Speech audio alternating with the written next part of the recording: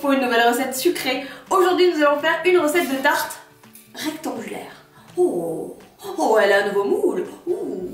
Aujourd'hui nous réalisons ensemble une tarte chocolat banane avec un chocolat très particulier que j'adore plus que tout. J'espère que ça va vous plaire. Sachez que je serai ce vendredi aux audios de Bègle en représentation justement pour faire cette tarte devant vous. Donc si vous êtes dans le coin, vers 18 h, venez. En plus il y a des ventes privées et il y a plein de produits super. Bon, ça c'est le côté shopping addict qui parle. Bref, vous aurez toutes les infos en barre d'infos ainsi que les ingrédients pour la recette. J'espère qu'elle va vous plaire. En tout cas, il n'en reste plus beaucoup. Je vais vous montrer. Voilà, donc on est sur un gâteau que j'ai fait hier. Hein. C'est pas moi qui l'ai mangé, je tiens à préciser. Donc il est bon. Voilà, pas d'inquiétude. Bien sûr, n'hésitez pas à vous abonner pour suivre la suite de mes vidéos. N'hésitez pas non plus à mettre des pouces vers le soleil et les étoiles si celle-ci vous a plu. Je vous laisse et je vous dis à très vite pour une nouvelle vidéo. Salut! On s'attaque de suite à une pâte sucrée. Pour cela, il nous faut du sucre glace, de la poudre d'amande, du beurre froid et un peu mou, de la farine, du sel et un œuf. On va d'abord mélanger dans un saladier le beurre que j'ai bien coupé en petits dés avec le sucre glace et je vais fouetter le tout pour obtenir une consistance vraiment crémeuse, onctueuse. Vous pouvez très bien faire ça au batteur, j'ai juste préféré le faire à la main. On va rajouter le sel et la poudre d'amande et de nouveau mélanger pour que tout s'incorpore. Une fois que c'est fait, je vais pouvoir ajouter mon œuf et je vous le donne en mille. On mélange de nouveau. Et enfin, je vais fariner mon plan de travail avec la farine comprise dans la recette. Et je vais mettre ma pâte dessus et au fur et à mesure rajouter ma farine comme vous pouvez le voir en hachant ma pâte pour la faire incorporer. Un peu comme on ferait avec une pâte feuilletée traditionnelle. Pour éviter de chauffer ma pâte avec les mains, pour éviter de trop la travailler et d'activer le gluten, ce qui rendrait ma pâte un peu trop élastique et donc elle réduirait et elle s'affaisserait pendant la cuisson. On utilise toute la farine de la recette. Pour finir, je vais essayer de la rassembler en une boule en rassemblant tous les petits bouts de pâte et de farine qui se sont éparpillés. Je ne la travaille pas trop, une fois que c'est fait, je vais pouvoir la mettre dans un film et la mettre au frigo pendant 2 heures.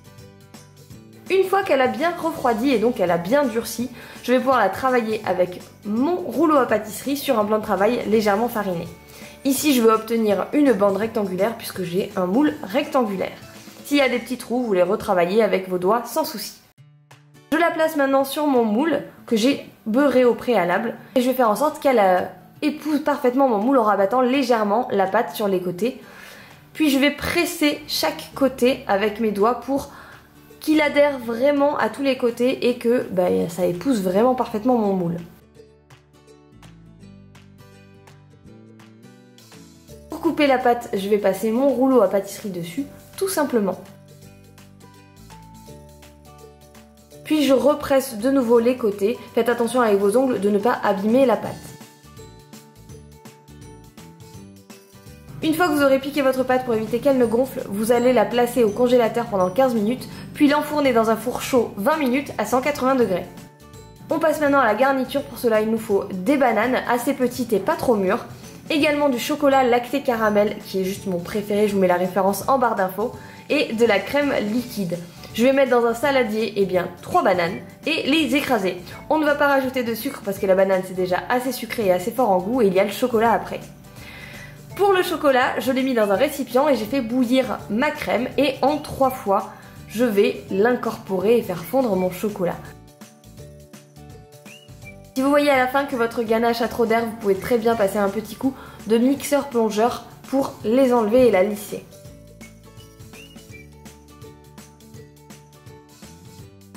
J'ai récupéré mon fond de tarte qui est froid et je vais mettre ici directement ma purée de banane parce que je vais la consommer dans la journée. Si ce n'est pas le cas, n'hésitez pas à badigeonner votre fond de tarte avec du chocolat blanc ou au lait ou noir comme vous voulez pour éviter que la banane ne détrempe votre pâte, ce serait dommage. Une fois que c'est fait, je vais pouvoir rajouter ma ganache et la couler tout simplement sur ma tarte.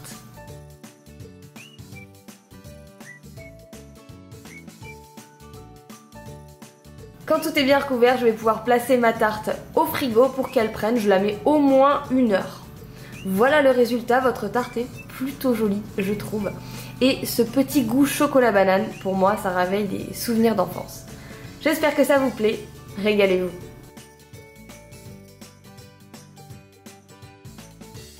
J'ai tombé la farine. Oh. Bonjour à tous et bienvenue sur la... Ouh, je me colle le genou. Ça commence bien. Bonne humeur. Bonne humeur. En plus, il fait beau. Bonne humeur. Ok. Oui.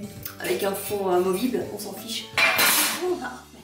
Bien sûr, arrête avec tes mains.